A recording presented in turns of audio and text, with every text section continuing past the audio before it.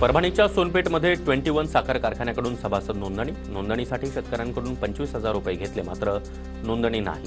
सभासद करून घेण्याची शेतकऱ्यांची मागणी. माघी पौर्णिमेच्या मुहूर्तावर कराडमध्ये हंगामातील हापूस आंब्याच्या पहिल्या पेट्या दाखल. रत्नागिरी आणि देवगड हापूसच्या 14 पेट्या व्यापारी दुशेरेकर जाधव यांच्याकडे दाखल. पौर्णिमेच्या पूजेसाठी नागरिकांकडून आंब्यांची खरेदी. धाराशिवच्या आसूमध्ये महालिंगरायाची यात्रा उत्साहात साजरी. ग्रामस्थांकडून धनगरी हेडाम नृत्य सादर. सोलापूरमधील आंतरविभागीय महसूल अधिकारी आणि कर्मचारी स्पर्धेमध्ये करमाळ्याच्या तहसीलदार शिल्पा ठोकळे अव्वल.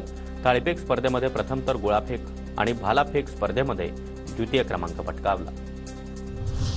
साताऱ्याच्या कराडमधील कोळेमध्ये घाडगेनाथ देवाच्या यात्रेनिमित्त बैलगाडा शर्यतीचं आयोजन. मुंबईच्या बैलजोडीनं पटकावलं 1 लाखाचं प्रथम पारितोषिक.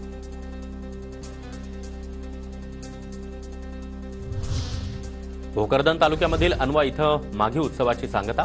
महाराष्ट्रासह तेलंगणा आणि मध्य प्रदेशातील भाविकांची उपस्थिती. अनवामधील माघी उत्सवाला 325 वर्षांची परंपरा. टाळ मृदुंगाच्या गजरामध्ये आणि भक्तिमय वातावरणामध्ये उत्सवाची सांगता. परभणीमध्ये परप्रांतीय व्यापाऱ्यांच्या रूमवर चोरी. अज्ञात चोरट्यानं 5 लाखांची रोकड लंपास केली. कोतवाली पोलीस ठाण्यामध्ये तक्रार दाखल. नागपूरच्या करमाळ्यामध्ये चालू वर्षामध्ये 10,294 हेक्टरवर केळीची लागवड. शेतकऱ्यांची ऊसाऐवजी केळीला मोठी पसंती.